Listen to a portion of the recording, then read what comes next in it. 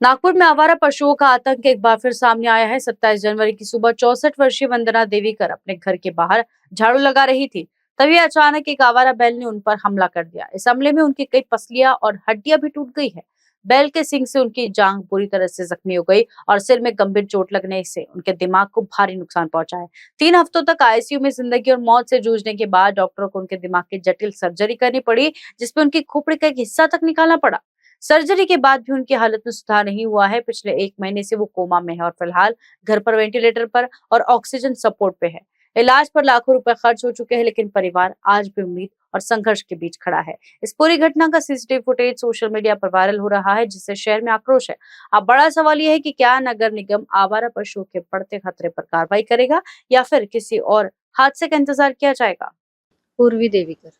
हाँ, ये बताइए ये पूरा वाकया कब का है और सांडों की लड़ाई यहाँ पे आए दिन होते रहती है और डर लग रहा है आपको, क्या स्थिति है अभी उनके हेल्थ की? 27 जनवरी की बात है, ये सुबह 7:30 बजे की। मैं बच्चे का टिफिन बना के आई हॉल में और मुझे बहुत जोर से आवाज़ आया तो फिर मैं बाहर भागी। फिर मैं चिल्लाई क्योंकि मैंने देखा कि सांड वहाँ पे खड़ा है और आई नीचे बेहोश है। तो मेरी आवाज़ सुन के मेरे हस्बैंड आए और हम दोनों ने उस सांड को भगाया। फिर उसके बाद हम उन्हें तुरंत ही हॉस्पिटल लेके गए।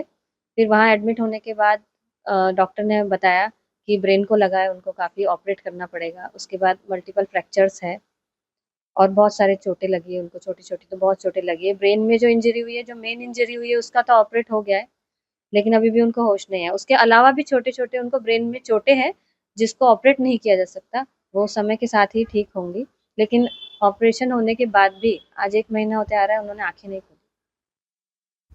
कितने वेंटिलेटर और बाकी? हाँ, वेंटिलेटर पे रहे वो, कुछ 15-16 दिन वेंटिलेटर पे रखा, फिर ऑक्सीजन पे शिफ्ट किया और अभी भी ऑक्सीजन पे।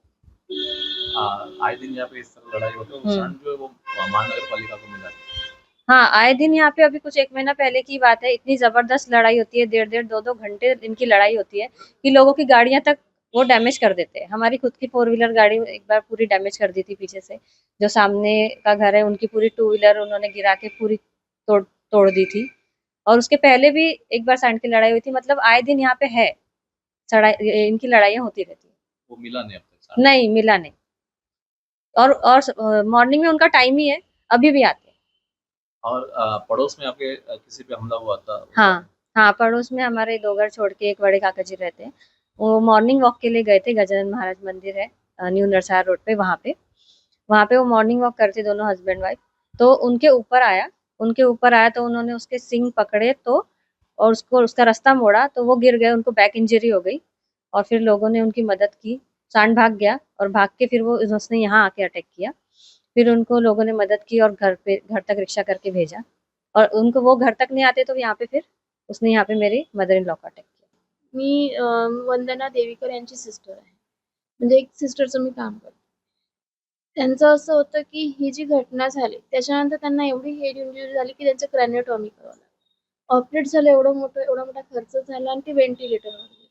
व्हेंटिलेटरवर झाल्यावर सुद्धा तिला ट्रॅकिओस्टॉमी सारखं ऑपरेशन परत करावं लागलं। ऑपरेशन झालं त्याच्यामध्ये पण तिची एवढी स्थिती गंभीर आहे की ती आता पण अनकॉन्शियस आहे। कॉन्शियस लेवलवर कुठलंच मूव्हमेंट नाही आहे तिचं आणि तिला एकदम एक्सटर्नल इंटरनल खूप सारी इंजुरी झाली, मल्टिपल फ्रॅक्चर खूप सारे आहेत, हाताला फ्रॅक्चर आहे तिच्या।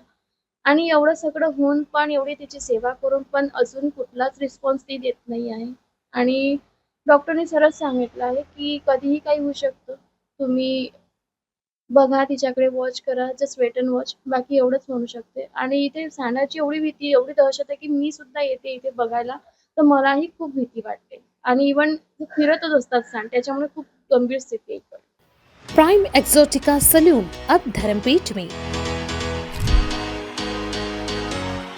जहां लग्जरी, केयर और ब्यूटी मिलकर बनाते हैं एक परफेक्ट एक्सपीरियंस। यहाँ हर सेवा है प्रीमियम।